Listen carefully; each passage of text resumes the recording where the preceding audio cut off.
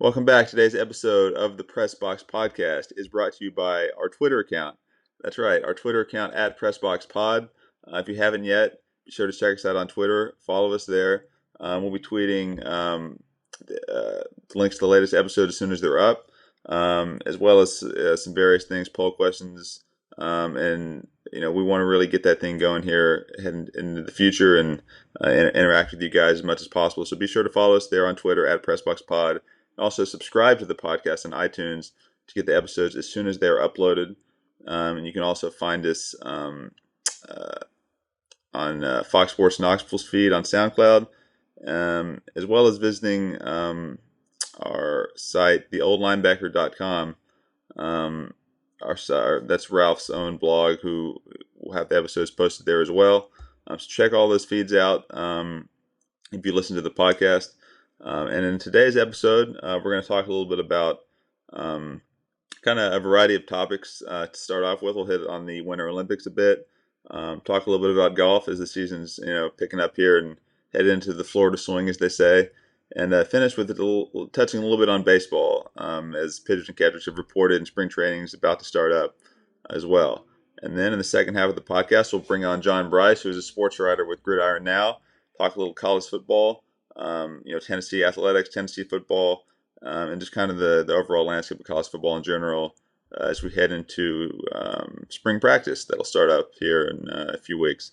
So we've got all that to come on today's episode, so stay with us, and we hope you enjoy the episode. Without further ado, let's get into it.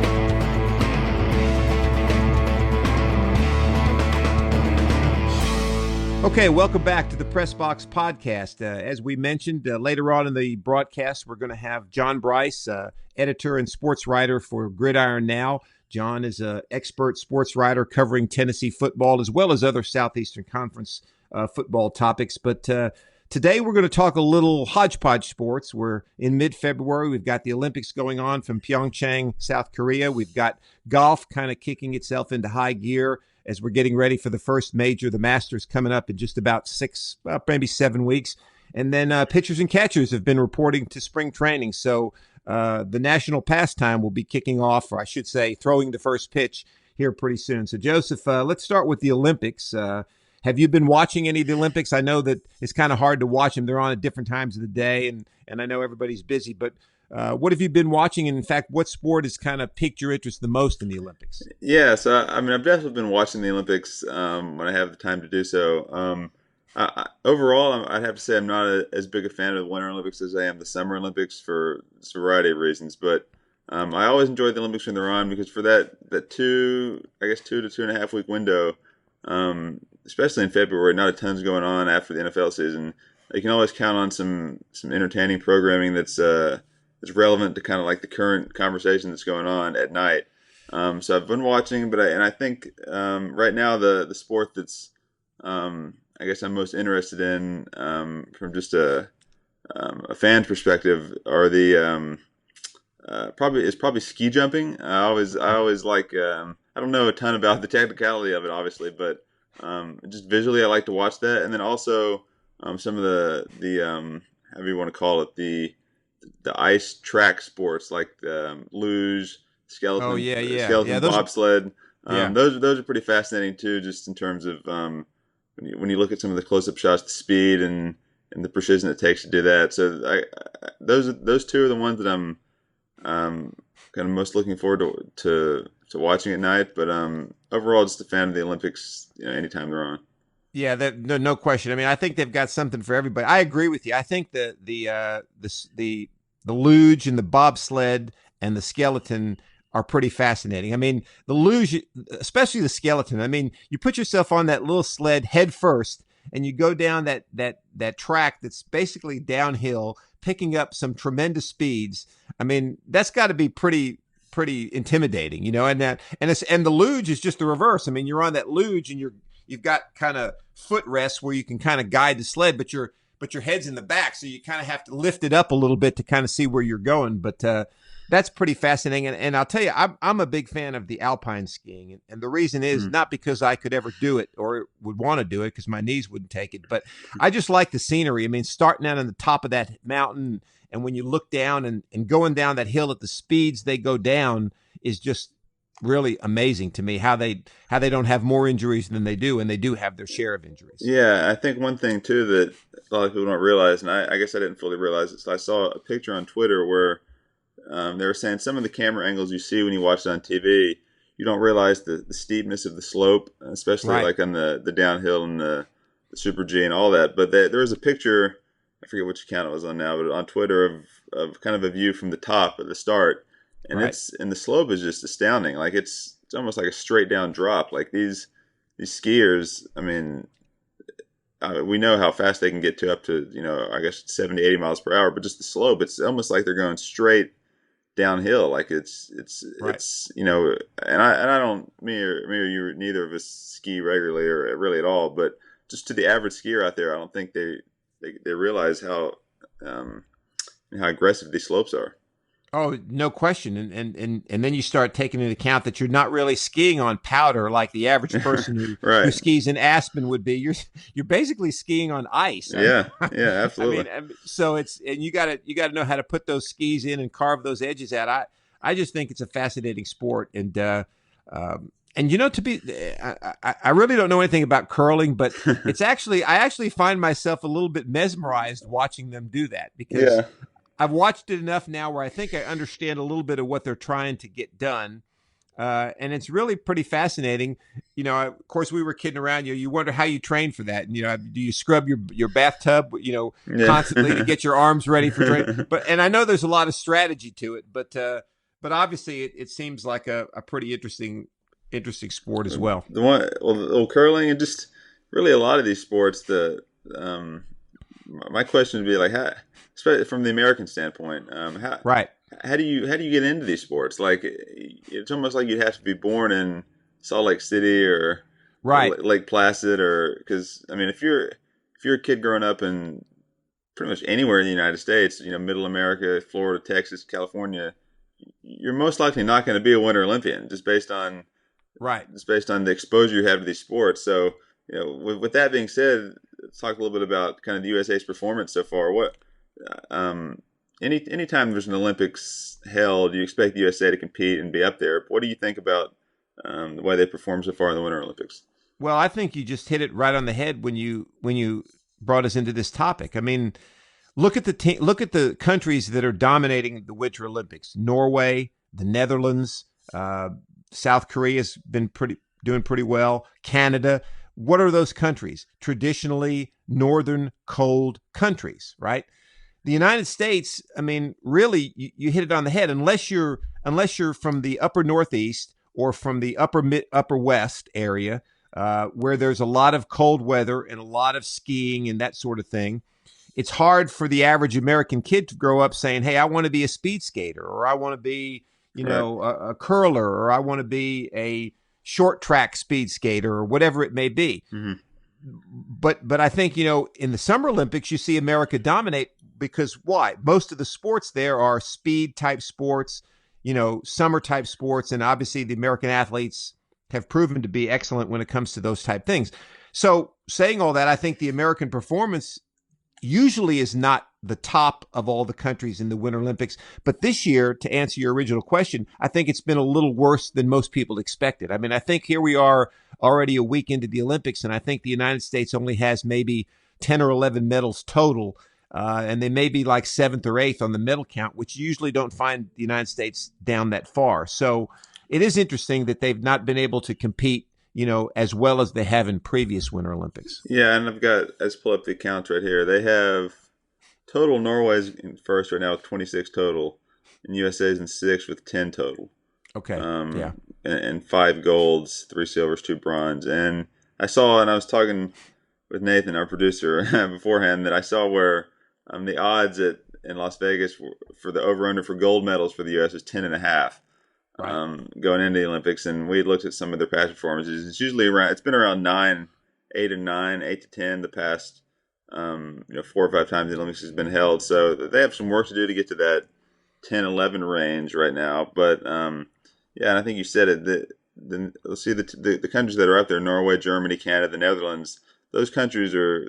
I mean, the Olympics are tailor made for those countries. I mean, Yeah. that's just what they grew up doing in that environment. Then you got Austria up there as well. So Right. yeah, I mean, I Yeah. think this is the time for those countries to shine.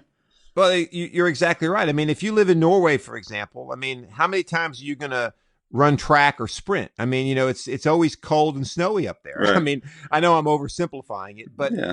and then the flip side is, if you're an American, we're probably 75% of the United States is not a winter setting most of the time. So those kids, it's hard for them to get excited about playing or participating in winter sports when you don't have it around you on a regular basis. So yeah, I mean, I think that's just the nature of the business. But I think obviously the concept of the Olympics, once every 4 years, the world gets together and puts these games on. I think it's great TV. It gives you something to do, as you said, in the cold months to watch these events. And I think it's excellent. Well, yeah. One last point I wanted to point out too is that starting with let's see, yeah, starting with this Olympics, really, they're going to have quite an Asia run here because you've got these are in obviously we said PyeongChang, South Korea, and you have 2020 Summer Olympics are in Tokyo, Right. and then 2022 they're in Beijing again. Right. So yeah, I mean, I don't know. I've looked at it before. I don't know off the top of my head all the countries that were in the bidding for these next three Right. Olympics, but it seems like they've had a pretty heavy Asian slant here, where I think that I'd like to see them spread around a little more, I guess. And I can only give it to the countries that are up for bidding. And I know that later in the 2020s you've got Paris and LA, but yeah, it seems they've gone pretty heavy here on the Eastern geography. Well, no, you're exactly right. But I think a lot of that is, you have to be a country with a city or a country with the resources to be able to put on this type of an event, Yeah, and really when you look at Paris, Los Angeles, places like that, Salt Lake City, Lake Placid for a Winter Olympics. I mean, these are all places that have had the Winter Olympics before. All right. So, they've got the structure in place to be able to do it. They know how to get it done. I think Beijing was able to get the 2022 Winter Olympics based on their performance in the 2008 Summer Olympics. They were able to show, hey, we can do this. We can build the infrastructure. We can do it in a proper way. So therefore, they get a little more cachet when they start bidding for some of these future Olympics. So I think it's kind of like we're talking about coaches, retread coaches. I think your Olympic cities tend to get retread a little bit as well, and especially if a city that's never had one before gets one and you have some problems. You take Rio had the 2016 Summer Olympics. There were some real problems there. You didn't hear a lot yeah, about it, but there were a lot of problems with the infrastructure and the venues. So that hurts future countries like Brazil who want to try to get an Olympics there. So yeah, I think that's kind of the nature of the beast. And Tokyo's hosted Summer Olympics in the past, so they'll get it done as well. yeah. Yeah, I mean that's why I think Los Angeles is so perfect because a lot of the infrastructure is already there. Right. As has been widely stated. But let's talk a little bit about golf here, which is a summer Olympic sport now. Right. But as we look at more specifically the PGA Tour, I think you can point to now is when things are starting to get into full swing there with golf. So Right.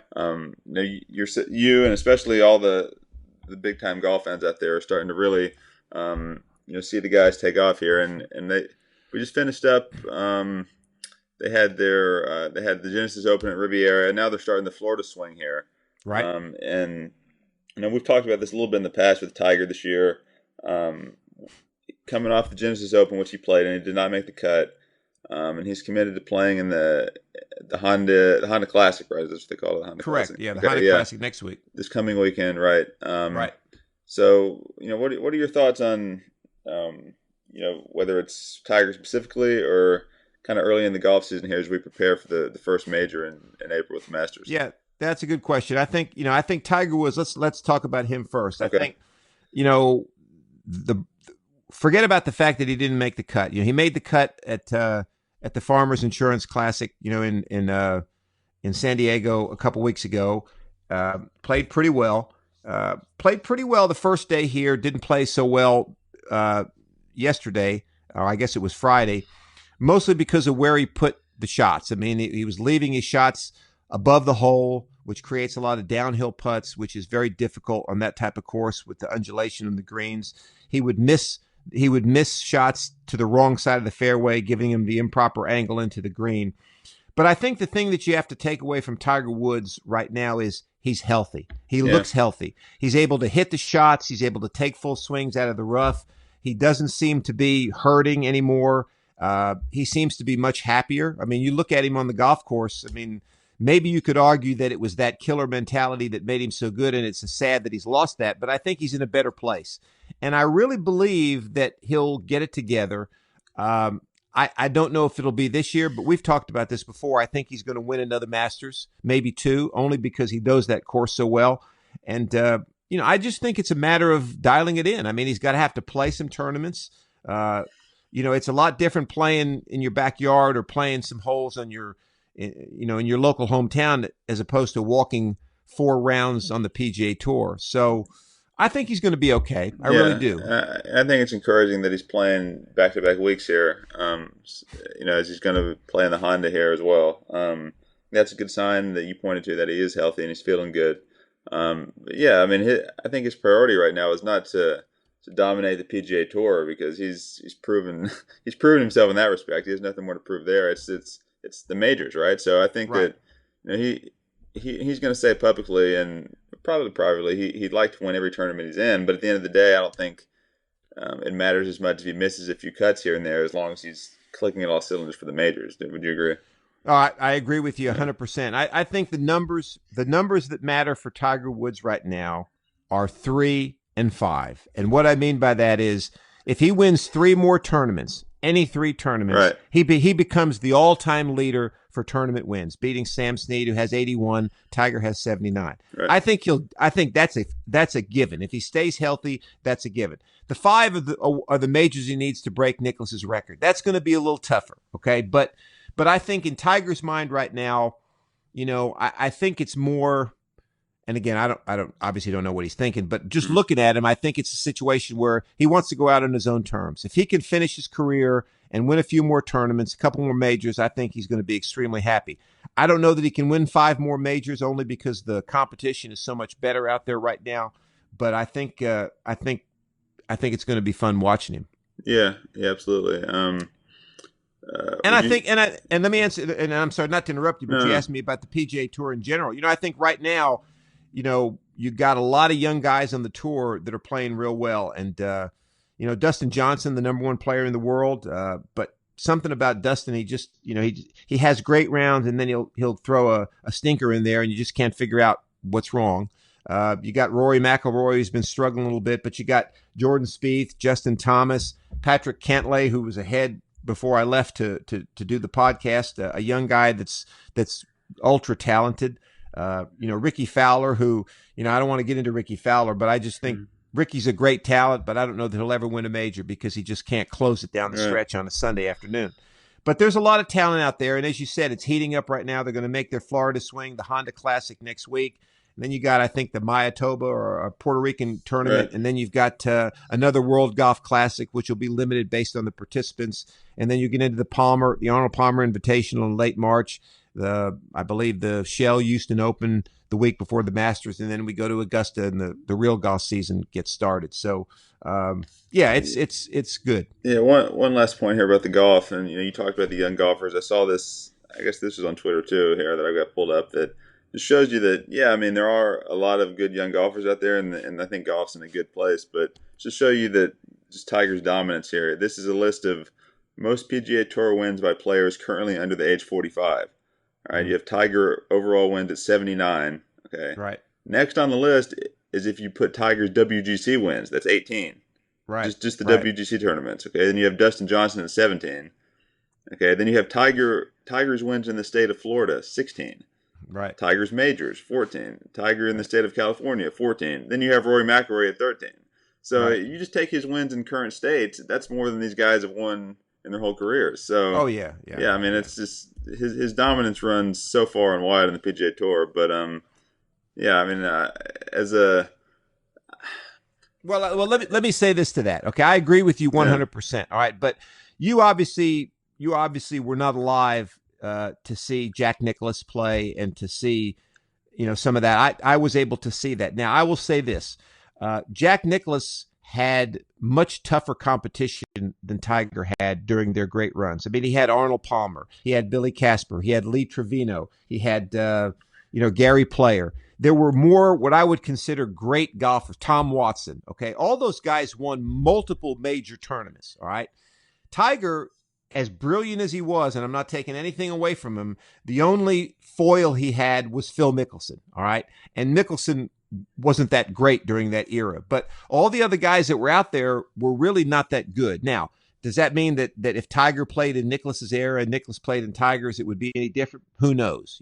But I think a little bit, and I want to say just a little bit of Tiger's dominance came from the fact that the competition wasn't very good. And once he started dominating, I mean, he intimidated these guys. I mean, there's yeah, just no question he intimidated them. right, absolutely. And I think that, and just to finish up on this point here, the intimidation, like a lot of these young golfers now weren't around or weren't on the PGA Tour when he was at his peak, right? So Right, the intimidation's a little different, whereas they've never gone head to head with peak right. Tiger. So then maybe they're not as intimidated, and he's been hurt and he hasn't been around the tour as much, in the recent years. But yeah, I think that was definitely a factor that he feasted off of, and one that it'll be hard for him to get back, just in terms of the aura and intimidation factor for sure. Right. Yeah. No question. No question. Um, All right. Well, let's get into a little bit yeah, of baseball yeah, before we yeah. close up. I Okay. mean, I know you're for those of you who don't know, our my co-host is a strength and conditioning coach with the Cincinnati Reds organization and will be their AA franchise in Pensacola, Florida's head strength and conditioning coach. So you're in Arizona right now. I mean, the bats and balls are starting to heat up. The pitchers and catchers are reporting. So what's spring training like right now? Well, I mean, yeah, spring training across MLB is just getting started right now. So you have pitchers and catchers, I think, have reported really in most all places. Probably in every club is different, really, but it's earlier this week. I think most of those guys got in there, and then position players will be reporting either as early as today or the start of this week. And spring training games will start this coming Friday.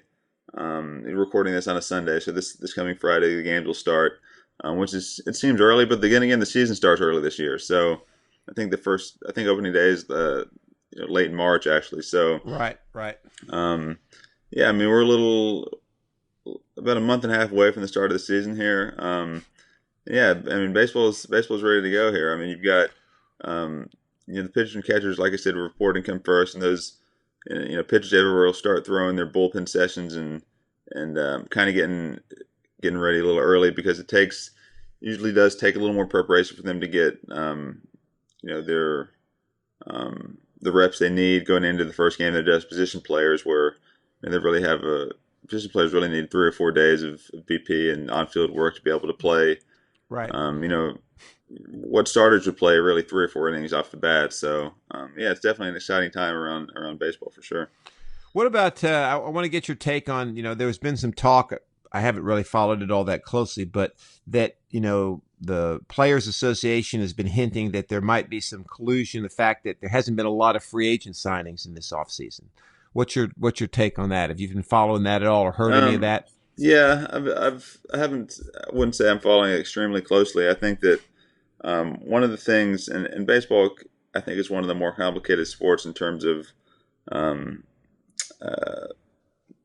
that's the right word I'm looking for. Just the logistics of free agency and signing players and all this and that. Because a lot of times you have free agents that are out there around this time that have rejected qualifying offers, and there's a draft pick attached with them, meaning that if a team were to sign them, they would forfeit a draft pick for one reason or another. And I don't know the exact details on why all of that is, but I think Right. that the Players Association, and when they have the new collective bargaining agreement that comes up, that's something I'm sure they'll look at, because obviously the Players Association and the agents want those players to get signed and and have the bigger contracts, because Right. that helps them. And I think you just saw, I guess it broke yesterday, that the Padres signed Eric Hosmer to an 8-year deal. I saw So that. Yeah. he's somebody that came off the boards there that was lurking. But you have JD Martinez out there yet still unsigned, the guy who hit over 40 home runs last year. So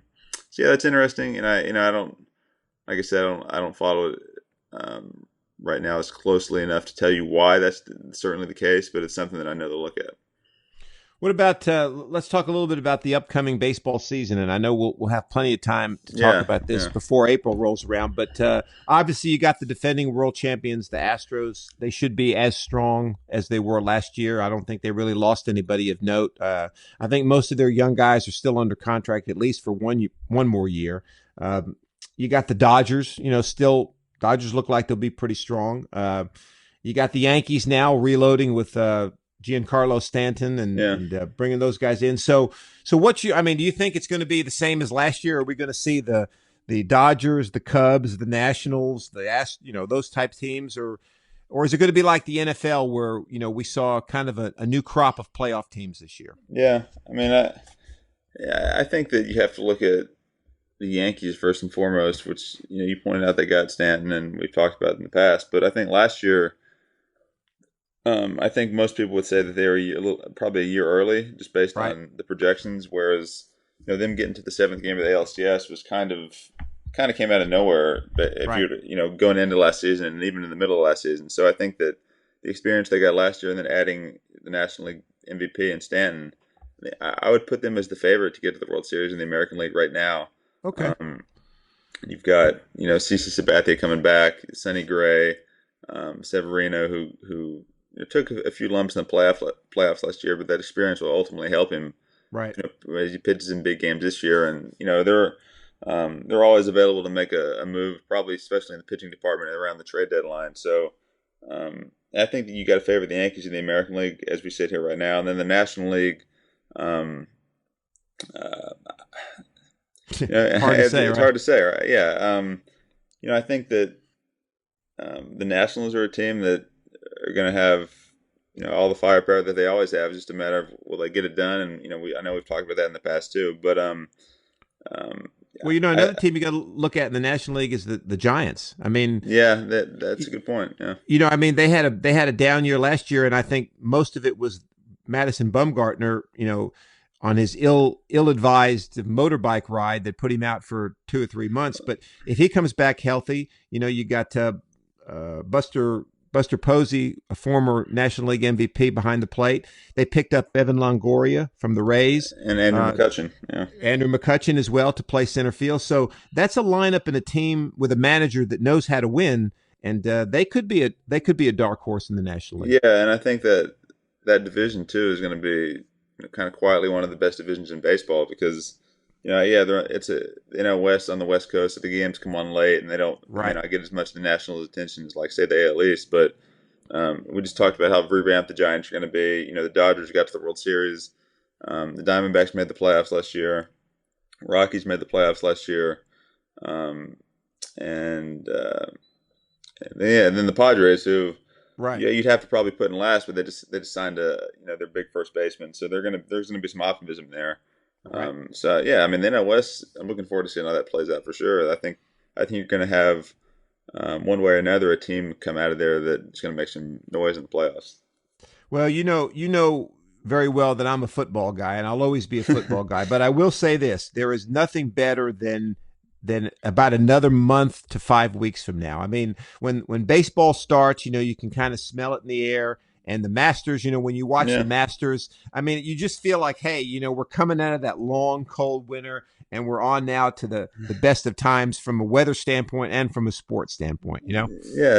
So you're not going to watch the NBA All-Star game tonight, then? That didn't have you clicking on all cylinders? No, I doubt I'll be watching the NBA. I'm not a big fan. I mean, I don't want to get into, non-sports stuff right now, but I'm very down on the NBA. I'm down on its superstars and the way they've been conducting themselves outside of the basketball court, and I'm down on some of their coaches, especially the one who resides in San Antonio.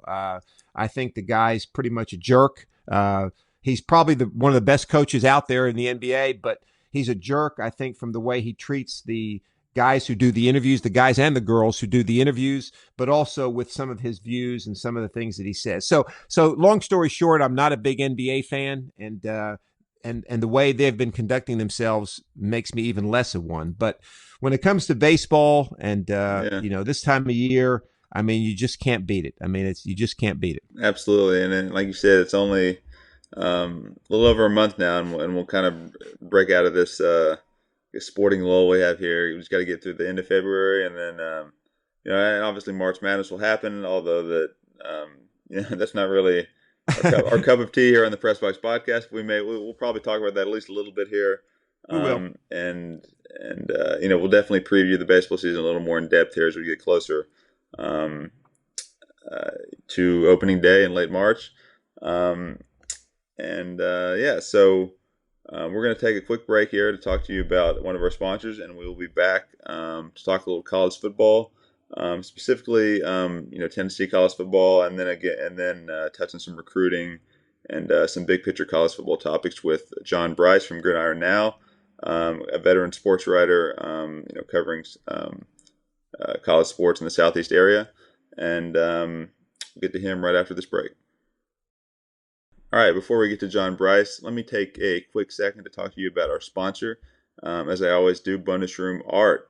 If you haven't yet visited bonusroomart.com, check them out today. I know I say this a lot, but they really do have a great website going on. And they also recently added a multimedia tab where you can get kind of behind the scenes of what they do there, how they create their art, their prints, things like that. You can also visit the store, have a lot of great artwork prints for sale, specifically with sports and movies. And you can get custom art for your business, for yourself, or a gift for a friend. So check them out. Like I said, a lot of cool stuff going on there. Really talented artists at Bonus Room Art. And follow them on Instagram. If you're on Instagram, at Bonus Room Art, check out that page too, because it's definitely a good page for sports fans, movie fans, and just art fans in general. And that being said, let's get to our segment we recorded with sports writer John Brice. Okay, now, as promised on the Press Box Podcast, we're joined by John Brice. John is a contributing sports writer for Gridiron Now. And John, pleasure to have you on. How are you? Great to visit with you again, Ralph, and look forward to the discussion.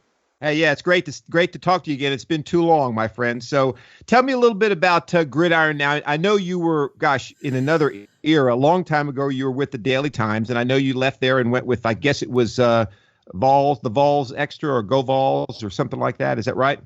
Yeah, I was. I still consider myself a newspaper man, even though it's harder and harder to find the newspapers keeping their traction. But yeah, I was with the Daily Times, then went to work for Rivals.com and worked with 247 Sports for a while, and continued to do some television and radio. But I've got a face that's made for writing, not for television. And so Gridiron Now had approached me back in the fall and recruited me to work for them, and it's a great opportunity. They're headquartered in Jacksonville, Florida, and they've got writers in just about every SEC market and a lot of the ACC markets as well. And it's all free content. It's paid for through advertisers and things of that nature. So it's nice that I can write for free and folks can read it. And sometimes they have to deal with those pop-up ads, but hopefully my writing's worth a few pop-up ads. Well, that's the nature of our technological era now. You can't really watch or read anything anymore with pop-up ads. So I think most people are used to it.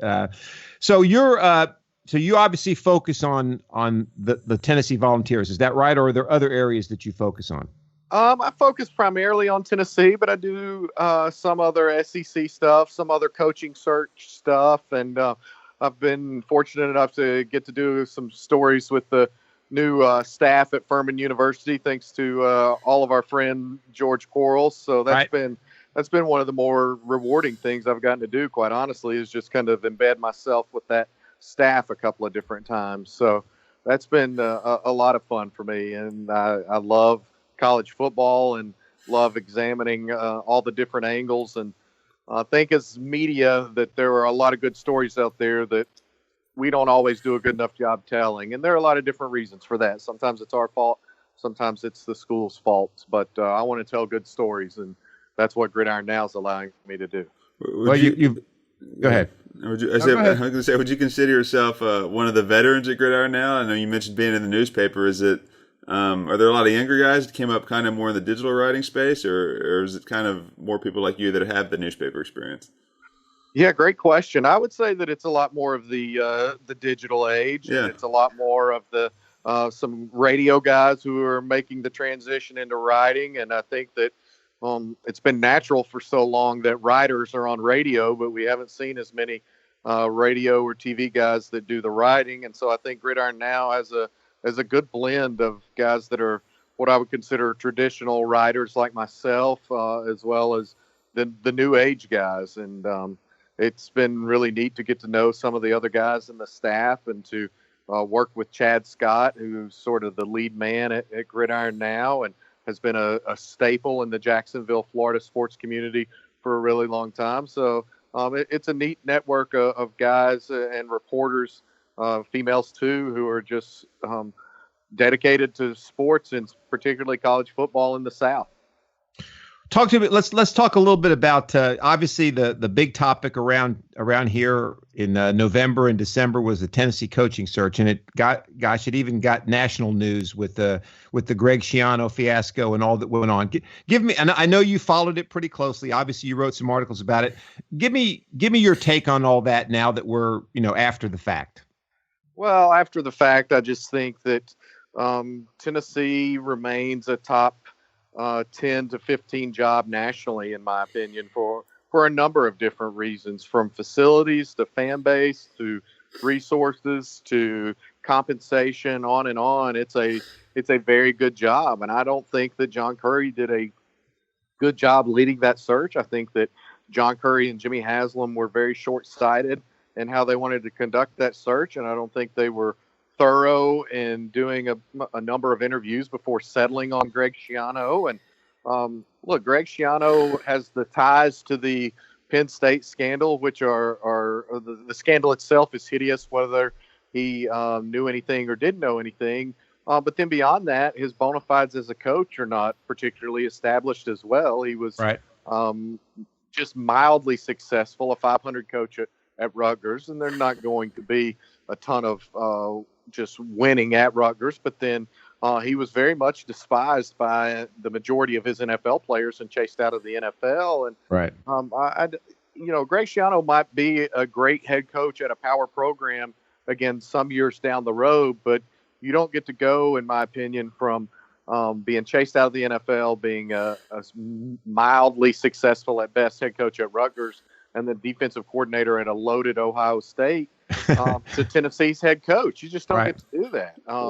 And that was a defense that he started the year bragging that his defensive line was more talented than the one he coached in the NFL at Tampa Bay, and yet it got run out of the stadium by Iowa and had some other bad games. So, I just thought John Currie really butchered that, and we saw that John Currie butchered it because he got chased out of Knoxville. And I think that was the right move. I don't think he should have been Tennessee's athletics director to begin with, and I think he showed that he was incapable of handling it with the way that he handled the coaching search. And you can't give too much power to any one voice, no matter how much money that voice gives to the University of Tennessee. Well, all those points you made were well taken for sure. But let me ask you this then: why do you think it ever got to the point where Schiano was offered the job based on everything you just said? Where whether it's his time in the NFL or Rutgers or even Penn State, what led to him even being offered the job, in your opinion? I think it was strictly John Currie and Jimmy Haslam. I think Jimmy Haslam had identified him as a guy he liked. I think some NFL people told Jimmy Haslam that would be a good hire. But once again, it's hard to derive much confidence from Jimmy Haslam with the way the Cleveland Browns have been operated. And exactly. There hasn't been a number of great hires that the Haslams have been involved with through the years, in my opinion. And I just don't think I think they got enamored and smitten with the fact that, say, a Bill Belichick told Tennessee people that Greg Schiano would be a good hire, that he's a good football mind. And we see that Belichick nearly hired Schiano a couple of weeks ago, but he nearly hired him to be a defensive coordinator or a co-defensive coordinator. He's not being hired as the heir apparent to take over the Patriots franchise. Right. And if he was so well respected, how come Jimmy Haslam didn't hire him to coach the Browns, So I don't know. Who knows?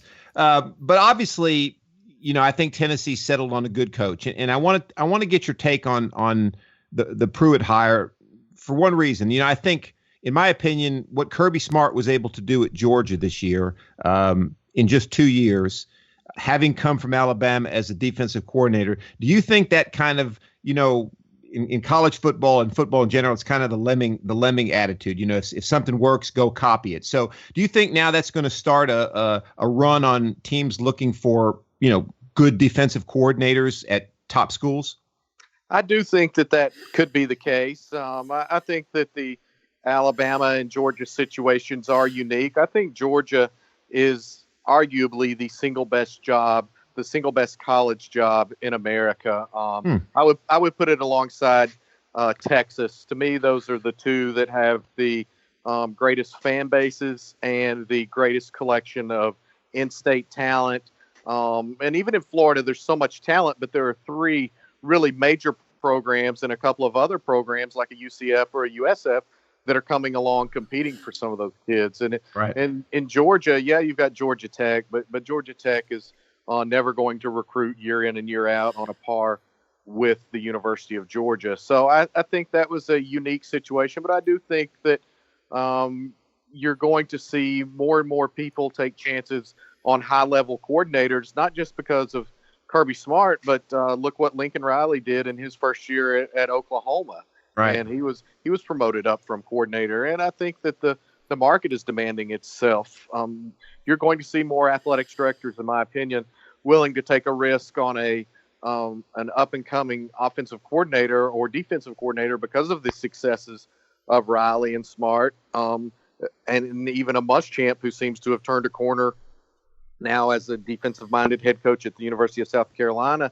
Right. I think you're going to see more of that rather than continuing to hire retreads. And I think Butch Jones will have a really hard time getting any sort of high-level job in the immediate future because he's got so much work to repair on his image. Look at Jim McElwain, who's accepting a position coach job at the University of Michigan after he had been a high-level offensive coordinator and then head coach at Colorado State and Florida. So I think all those things are factors. I think you can – and look, Tennessee feels like it's in better shape now with Jeremy Pruitt and this staff that has been assembled than it felt under Butch Jones, and it's paying Jeremy Pruitt almost $1 million less than what Butch Jones would have been scheduled to make this year. So wow. I think all those things are items to watch and continue to monitor in a very dynamic landscape of college football, and particularly at the head coaching level.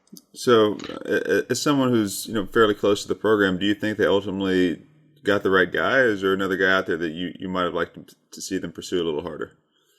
No, I do think Joseph that they got the right guy, and I don't want to sound like I'm gloating or anything here, but I was the first person on the UT beat to mention Jeremy Pruitt's name all the way back in November, and I listed some coaching candidates that I think that Tennessee ended up talking to and that could have fit at Tennessee. But I said, if Tennessee goes the coordinator route, watch for Jeremy Pruitt at Alabama. And I talked to enough different people in the SEC who said, look, this guy's ready. He's going to be a head coach. He's got a chance to be really good because he gets it. He's worked under Saban. He's worked under Fisher.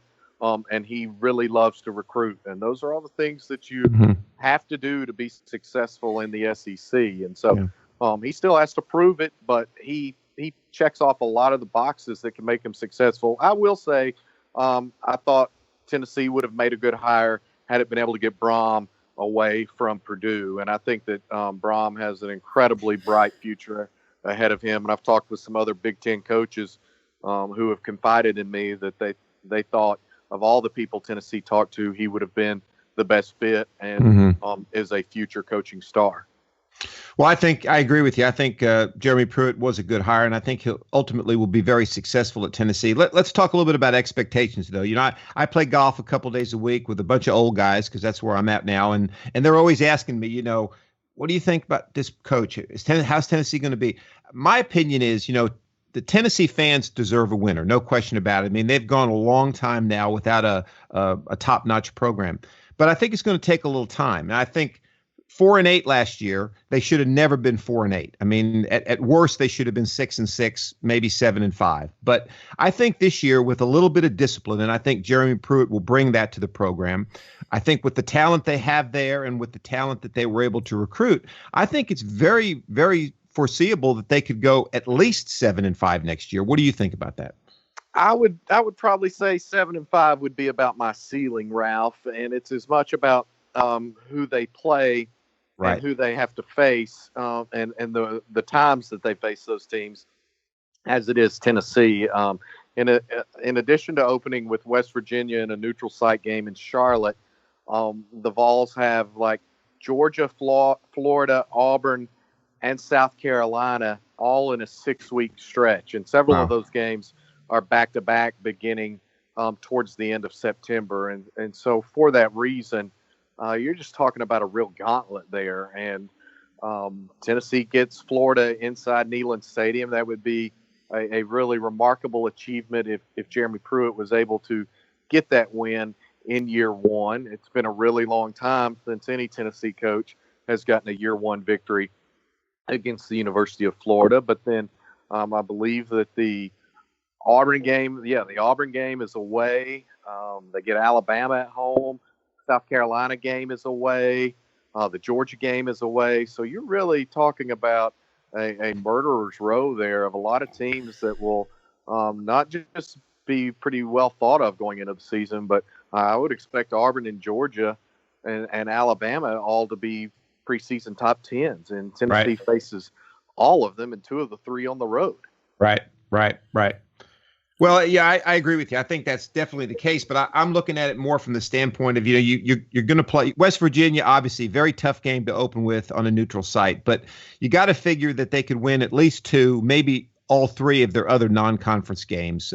And then you got to figure that they can, in my opinion, you can beat a Vanderbilt, you can beat a South Carolina, you can beat a Missouri or a team like that. So now you're looking at least 6 wins there. And then if you sneak up and beat a Florida at home or win one of those other conference games, I mean, I think it's doable. I agree with you, though it's going to be tough, but I'm more concerned as an outsider. I'm not a Tennessee alumni, but I'm more concerned as an outsider that if they go 6-6, say, I mean, are the fans willing to cut the guys some slack? You know what I mean? I mean, because they want to win right away, obviously. No, I think 6-6. I think that while fans are impatient, I think the majority of Tennessee fans are pretty knowledgeable, and I think that they realize Tennessee has a lot of ground to make up. They can see just in the way that Jeremy Pruitt recruited and know. The Vols' new coaching staff didn't ultimately sign as many of those guys as they wanted to down the stretch, but Tennessee immediately went head-to-head with the Alabamas and with the Georgias and with Texas A&M and Florida State and some of those programs. And Tennessee didn't, frankly, wage enough or win enough of those recruiting battles under the previous regime. And I think that a lot of people know this is a roster that still has a lot of holes in it on both sides of the ball. And I do think that a 6-6 season would imbue Tennessee fans with a lot of hope and reassure them that I think they believe in Jeremy Pruitt, and I think that would provide some evidence to further believe in Jeremy Pruitt. Yeah, so talk a little bit about recruiting then, because I know you mentioned that briefly, but what do you see that are some strengths that Coach Pruitt brings as far as recruiting, and how do you see I know not only this year he got a little bit off to a late start, obviously being hired in the recruiting class, but how do you see his time in recruiting playing out here over the next year or 2? Yeah, from speaking with people close to Pruitt and close to the Tennessee program, the guy is just he's just a football coach, and all he wants to do is coach ball and recruit. And And that's what you have to have. You can't get caught up in the outside noise. You can't worry about the things you can't control. I think this is a coaching staff that is kind of engineered and put together to give Tennessee the best chance for success in recruiting. When we saw them go into California and win some battles in this class and get the quarterback away from the University of California and bring him to Tennessee. And he's a Cal native, and go win some battles in the junior college trails at Arizona Western and get that big-time tight end who's headed to Tennessee, as well as a couple other players that should be instant impact players. You talk about Chris Rump, who's recruited the Carolinas and recruited in Florida. Jeremy Pruitt is recruited in Florida, Georgia, Alabama, and Tennessee. I mean, you got Jalen Ramsey to Florida State. You talk about a Brian Niedermeyer who has West Coast ties, has a number of contacts in Georgia and Alabama, as well as the state of Tennessee. On and on, there are a number of those guys. Tyson Helton's going to continue to help open more doors for Tennessee on the West Coast, in my opinion. Chris Winkie is the guy that's we broke that story last week on Gridiron Now that he was going to be joining Tennessee's staff. I mean, Chris Winkie is a household name when it comes to football. That he helped launch and found IMG Academy. He's been at Alabama. He's been in the NFL. He played for the Carolina Panthers. He's another guy with ties from coast to coast. All those things are going to help Tennessee have a chance. And as one person on this current staff told me, he said, look, this place has everything. And he told me, he said, look, I'm a little surprised. I didn't recognize or appreciate Tennessee's tradition, and I certainly didn't know about Tennessee's facilities. And he said, there's no reason why we can't do things here like we've done things at Alabama and Georgia and some of my other stops. He said, we have everything we need to succeed.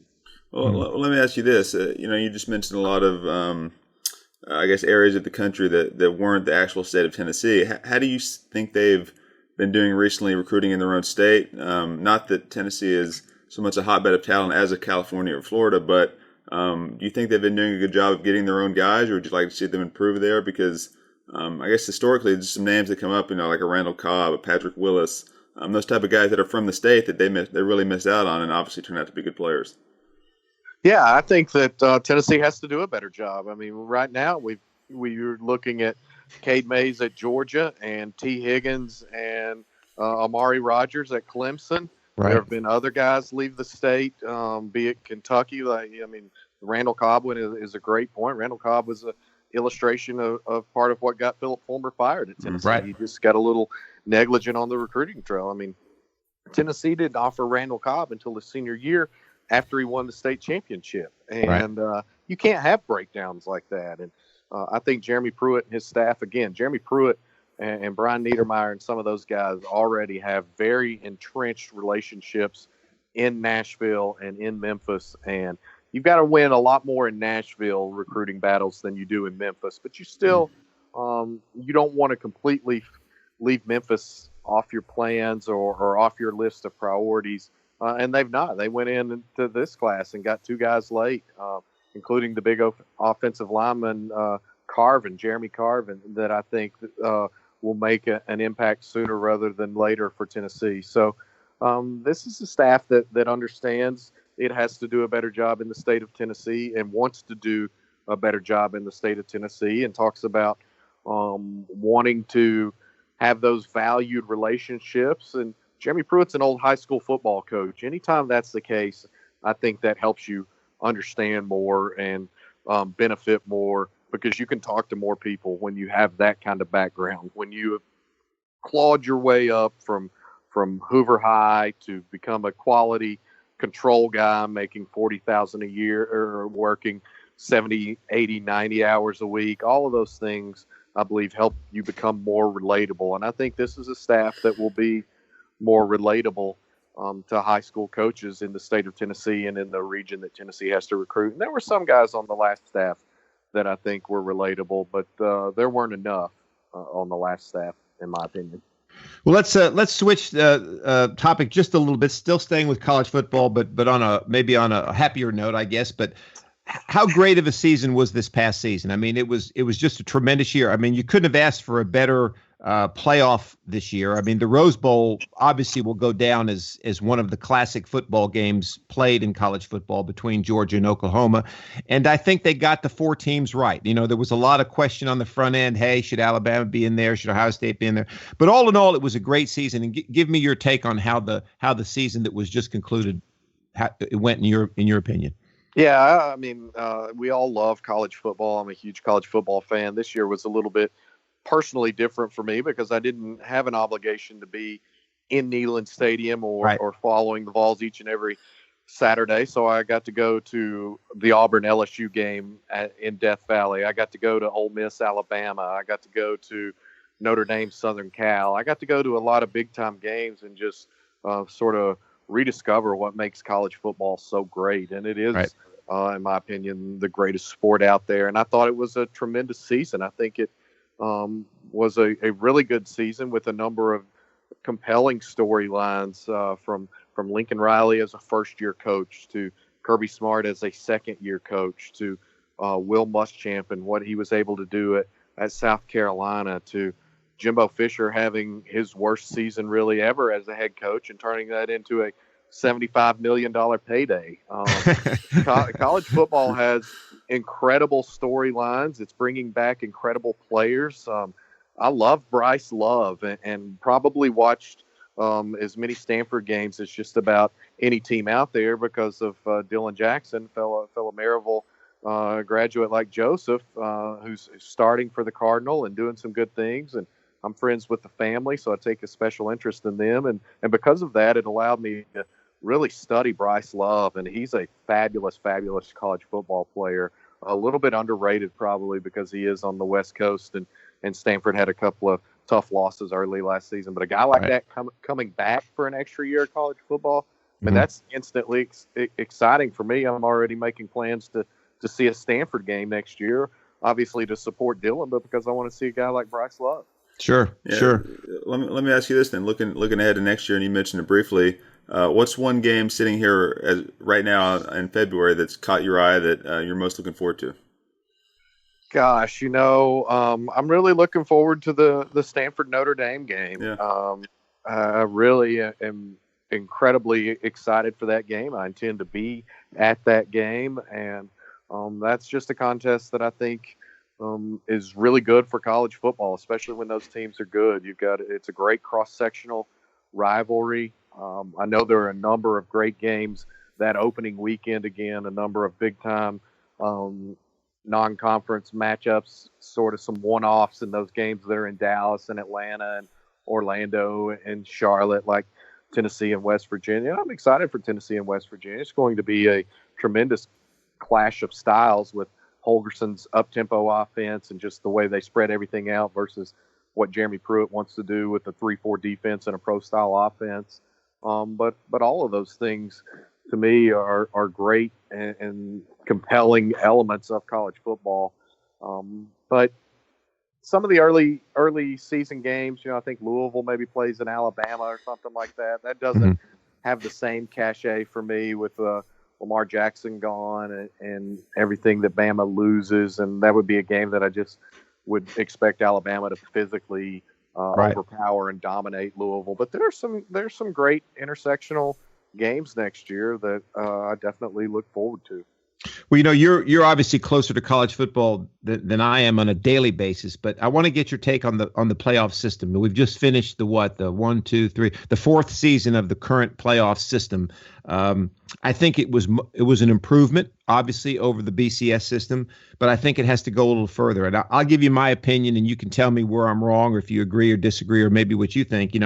I really believe that you have to expand it to at least a 6-team playoff. 8, I think, would be perfect. I think if you could get to the 5 power conference champions and 3 at-large teams, then you could have a decent playoff. But even if you didn't want to do that, even if you wanted to go to 6, okay, and take your 5 power conference teams and 1 at-large team, and then give your top 2 seeded teams a bye, play the other 4, and then roll them into the top 2 and play from there. Because currently, while it's much improved, I think it's still not quite there. What say you? Yeah, Ralph, I tend to agree with you. I think no matter what size you put it, if you go from 4 to 6 or 8, you're going to have people argue for 10, 12, or 16. So I'll be curious to see. I know there are a lot of people who think that expansion is inevitable. I just think that the college football, maybe this is a topic for a future episode with us. I think college football has, for as much as we love it, it has a lot of ills right now, and not all of them are college football's fault. I want to be clear of that. There's so much unfair demand on the majority of college football programs around the country to pay all the bills of all the sports, right. that it becomes a very slippery slope, very dangerous. I would be far more in favor of an 8-team playoff if it was a decade ago when college football's regular season was 11 games. But all the athletics directors got together along with school presidents and said, we're out of funding. We have to add a permanent 12th game, even if it's a terrible game against an overmatched 1AA foe or what have you. We'll make it homecoming and make a bunch of money off of it to fund our other sports. So I'm okay with 4. I think 6 would be good because you could get all the conference champs and go from there. But even that is not going to solve a lot of problems. But I mean, you had the Pac-12 and the Big Ten left out this year, and I'm not sure either of those conferences truly had any sort of compelling argument to be involved. I mean, Ohio State would have been in if it doesn't go give up half 100 or so to Iowa, an Iowa team that was very middling. So to me, you know, the more exclusive it is, especially the way they want to keep the bowls involved, then I think the more exclusive and smaller it is, the better off for college football. But I certainly think that they could expand it and still find success. Well, John, we appreciate you being with us and spending a little time with us, and great insight. It was good to catch up with you again, and let's catch up again soon. Maybe when spring practices are over, and we can talk a little bit about what your take is on these teams after you've watched them get together for the annual spring play. What do you say? Yeah, I would love that. You know, any chance to visit with you guys and try to steal some of your football knowledge is a good time. Well, I appreciate that, but I think you've got a little more football knowledge when it comes to what's going on these days. But we appreciate it. Glad you're taking in some Notre Dame games. I'm glad to hear that, and we'll catch up with you down the road. Sounds good. Thanks, guys. Thanks, John. Right. Okay, thanks for listening to the Press Box podcast today. We certainly enjoyed having you. We touched on some great topics. We talked a little bit about golf. We talked a little bit about the Olympics, obviously a good time of year for that. We talked a little bit about baseball. You know, it's almost time for the bats and balls to get rolled out there and the national pastime, as they say, to get underway. And we certainly appreciate John Brice joining us today. John, a veteran sports writer with the Daily Times and with some other outlets, and now with Gridiron Now. And John giving us his insight on the Tennessee coaching search, recruiting, and college football in general. And we look forward to having John back on future episodes to talk more about college football. I want to remind everybody to check out our sponsor, Bonus Room Art, www.bonusroomart.com. Go there for all the custom prints as well as commission sales and the multimedia tab that was just added. I want you all to go to my blog, theoldlinebacker.com, www.theoldlinebacker, all one word, .com. Some great insight on sports topics. You can also check out the podcast there as well. If you happen to be away from iTunes or not have your phone with you, you can check it out on your computer. So we've got a lot of good things going on. So for my co-host, Joseph, and our producer, Nathan, I'm Ralph, and we've enjoyed having you on the podcast. Stay tuned for our next episode on the Press Box Podcast.